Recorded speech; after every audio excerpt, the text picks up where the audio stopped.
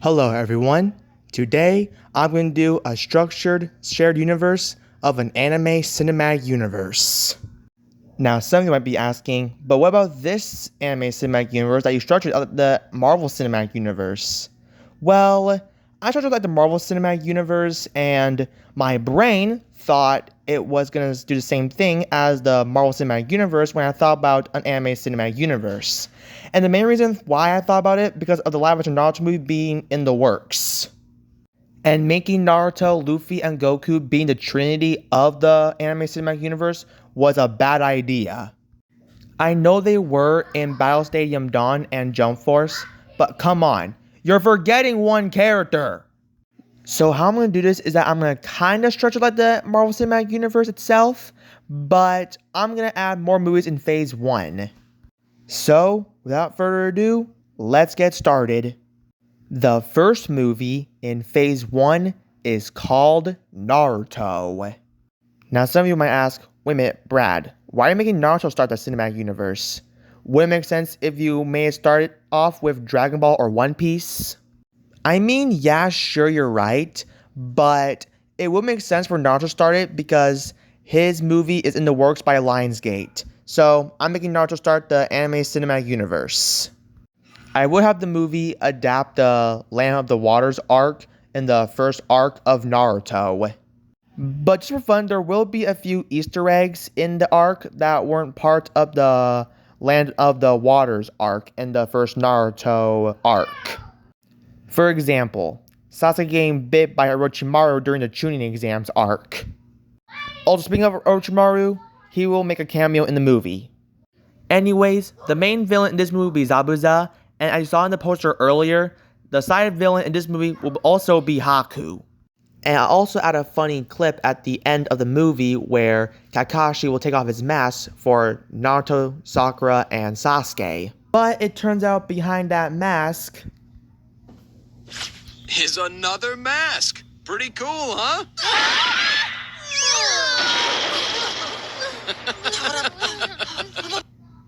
Whoa, guys, we are not done yet.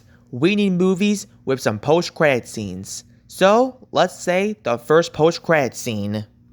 In the post-credit scene, Orochimaru will be talking to himself in his lair earlier of what he did to Sasuke. Ah, Sasuke. He will be controlled by me.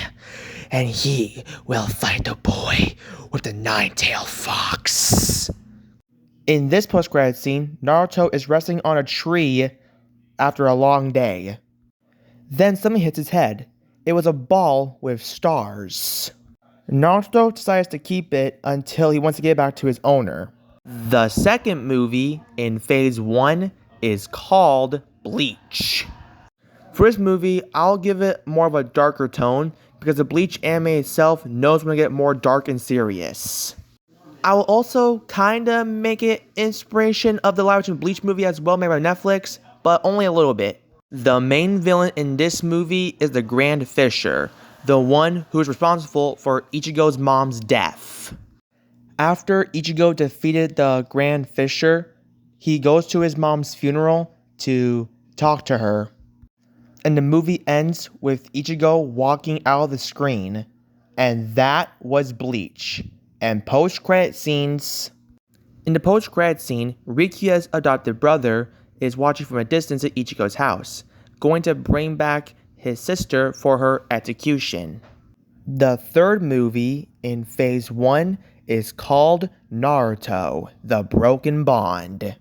Now this is where things get more dark. This will be the only Phase 1 movie to be rated R because Phase 1 you had to start off lighthearted, but this will be the only rated R Phase 1 movie. And what I mean by that is that the Sasuke retrieval arc is dark and serious, so that's why I want to take inspiration of Naruto the Broken Bond. And also, it'll also take the title of the Naruto Broken Bond video game. Anyways, the main villain in this movie is Sasuke Uchiha, while the side villain in this movie is Orochimaru. And I will have a gruesome fight with Naruto and Sasuke, but Sasuke wins because Sasuke was way too overpowered for Naruto, so yeah, Naruto will lose in the final battle with him versus Sasuke. And Sasuke will leave the village because he killed Naruto. Or so we thought. Naruto's in the hospital this whole time, severely injured and out for like a few days. A couple months later, after Naruto got out of the hospital, Naruto promised Sakura that he'll bring Sasuke back. Then, Kakashi-sensei came out of nowhere telling Naruto and Sasuke that he has a surprise for them. Since Sasuke is gone, Hinata will be replacing Sasuke. So that means she'll be joining Team 7. Naruto and Sakura were both surprised, and that was Naruto the Broken Bond. And now it's time for the post-credits scene. In the post-credits scene, a guy in a mask is watching from the Hidden Leaf Village from a distance. Ah, it's been a while since I've been in this village. One day, this village will be attacked by us. And now, I will go hunt down the person that betrayed me. Kakashi. And now it's time for the next movie. The fourth movie in Phase 1 is called Dragon Ball. I would have this movie be a prequel to everything else. The main villain in this movie is King Piccolo, while the side villain in this movie is King Horn. And what I forgot to mention is that this movie will expand more about the anime cinematic universe, about why there was a Dragon Ball in Naruto anyway, and Bleach explaining about how the Hidden Leaf and a Dragon Ball that they found. So here's how this will go. Goku will blast his Kamehameha, and how he got it is that he wished to learn the Kamehameha automatically without struggling, so he can use it to blast King Piccolo. But it didn't kill him, it just burned him a little bit. Then Goku flies super fast and making a hole through King Piccolo's chest, killing him on the spot. As Tien, Yamcha, and Krillin were having trouble defeating King Horn, Goku comes flying through, punching him in the face, knocking him out. And that's where we meet Omega Shenron for the first time, telling Goku that he broke the rule about using power, that he has to learn it, not wish it. So, he told Goku to separate the Dragon Balls so he can find them again, and that way everyone could use the Dragon Ball just in case a serious threat happens. So that's what Goku did. As Goku wished it for the Dragon Balls to be separated around the world, Omega Shenron used all of her power to separate the Dragon Balls into different countries in the Earth. And that was Dragon Ball. So, there you go. Now you know how everything's connected to everything else. So, let's move on to the next movie. The fifth movie in Phase 1 is called One Piece, the East Blue. I know, the East Blue arc is too long because it has 60 episodes in the anime, but I would make it short a little bit with no origin stories with characters, just Luffy, Nami, and Zoro recruiting Usopp and Sanji. And before you ask, yes, it's not an origin movie. And don't worry, Luffy's still the main character. Nami will just have good character arc in the One Piece movie. I will also have this movie take inspiration of the live-action One Piece show as well. And the main villain in this movie is Arlong. And you already know how the Luffy and Arlong fight will go. And the movie ends with a Straw Hat crew sailing around the world knowing what's going to happen next in their next biggest adventure. And that was One Piece. And yes, there's a post-credit scene as well. In the post-credit scene, Blackbeard had heard about the Straw Hat crew looking for the One Piece. And Blackbeard wants to challenge someone in a one-on-one duel.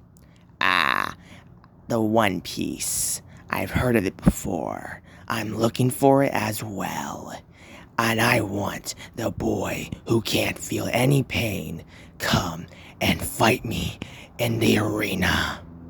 And that was One Piece. Now you may thought after One Piece there will be a crossover event, but nope, there's not going to be a crossover event because there's 2 more films to go. Then we move on to the crossover event. So, let's see the next movie. The sixth movie in Phase 1 is called Demon Slayer. Now, some might be asking, wait a minute, Brad, why is Demon Slayer going to be part of Phase 1 of the anime cinematic universe? Shouldn't it be rated R too? Well, no, because I only want to make one movie be rated R in Phase 1. I mean, sure, Naruto, Bleach starred as dark, but Demon Slayer can star dark too as well. And I'm thinking about the main villain in this movie would be Hand Demon. And I won't have just Tanjiro fight Hand Demon. I'll also have Zetsu and Inosuke be involved in the fight as well. If you know what I mean by that, Zetsu, Inosuke, and Tanjiro will fight Hand Demon. And I can't forget my boy Tengen. After the Slayers kill the Hand Demon and all the other demons, the Demon Slayers are gonna go have a celebration, but they know what their next attack will be one day. And that was Demon Slayer. The seventh movie in Phase 1 is called Full Metal Alchemist. I won't take any inspiration of the anime show and the movie. I will have it take inspiration of the reboot of Full Metal Alchemist Brotherhood. And just like One Piece, it also won't be an origin movie as well. The main villain in this movie is Greed. After the Elric brothers defeated Greed, Edward Elric goes to his mom's grave, telling him that how much he misses her, and one day he will bring her back to life one way or another. And that was Full Metal Alchemist. And now it's time for the post-credit scene. In the void, we meet a person who is in a void, talking about how much he wants to get out, and so he can fight the Elric brothers. I've been stuck in the void for way too long, figuring out alchemy. Once I get out, I will see Edward Elric and Al Elric. They will be gone by the hands of Father. And now it's time for the next post-credit scene. In this post-credit scene, Naruto and Kakashi were called in Lady Tsunade's office. So, what is it that you need? Asked Kakashi-sensei. Lady Tsunade told them that war will be coming, but it's unknown who it is. Naruto and Kakashi knew when to get ready for the ultimate war. Naruto, we're going to assemble a team that is strong enough to end the war, and you are going to join them while I mentor the team, while I decide who should be the leader. Yes, Kakashi, I know when to be ready, just as long as I will be Hokage one day. And now it's time for the next movie. The final movie in Phase 1 is called Jump Force. Now, I know the Jump Force video game sucked, but I'm not going to call the anime squad the Anime Avengers or the J-Stars or Battle Stadium Dawn, but come on, the Jump Force group name suits them way better than the last two. So that's why I'm calling the Jump Force, because why not? So let's continue. I will also give this movie the Avengers treatment, where the main villain from the fourth installment of Phase 1 of the movie is the main villain in the final installment of the movie. Yes, King Horn will be the main villain in the first Jump Force movie. And leading that team will be Naruto. As you saw in this poster, here's the lineup for the Jump Force. We got Kakashi-sensei as the mentor, Naruto as the leader, Ichigo as second in command, Monkey D. Luffy, Goku, Tanjiro, and Edward Elric. So how I'll have this scene play out is that King Horn comes to Earth and collects Dragon Balls to destroy the world. Kakashi-sensei, as the mentor of the group, must assemble a team from different places to save the world. Naruto, as the leader of the Jump Force, must use all of his power to defeat King Horn once and for all. I'll also have Piccolo Jr. as the side villain, which I forgot to add in Dragon Ball, by the way, in the post-credit scene, helped by some King Horn, or to go find the Dragon Balls. I will also give him redemption arc, because soon he'll realize that King Horn was not here to bring the Dragon Balls to revive his dad. He was here to destroy the world. As the supporting characters of the Jump Force go and fight King Horn's army, the main team of the Jump Force will fight King Horn. And here's how the 6-on-1 fight will go. Luffy will take the first hit by Gum Gum pistoling King Horn in the face. Ichigo runs up to King Horn, slicing him in the chest. Edward uses his metal arm to punch King Horn in the eye. Naruto uses his Rasengan to send King Horn flying. Goku punches King Horn in the gut so hard. And Tanjiro takes the finishing blow by cutting King Horn's head off. After the war with King Horn is over, the Jump Force will have a celebration in Jump Force headquarters, knowing what their next battle will be because their battle isn't over yet. And that was Jump Force. And now it's time for the post-credit scene. In the post-credit scene, everyone from the Jump Force, like Naruto, Ichigo, Luffy, Goku, Tanjiro, and Edward, are all chilling in the Jump Force HQ living room. Second post-credit scene. In this post-credit scene, a guy with glasses walks up to an alien-like god. Sir, there's heroes from different places going to assemble a team and fighting a lot of villains. The man turns around and says, "Don't worry, there's gonna be more villains going to kill the heroes." "Like who?" asked Director Glover. "Enough to kill the heroes." And that was Jump Force. So, that was Anime Cinematic Universe Phase 1. Phase 2, I will focus on other new products in this phase, such as Sailor Moon, One Punch Man, and Chainsaw Man. But Phase 2 won't come out in a really long time, so don't worry, I'll focus on it real soon. Just be patient and then it'll come. But anyways, that's it for this video. Peace!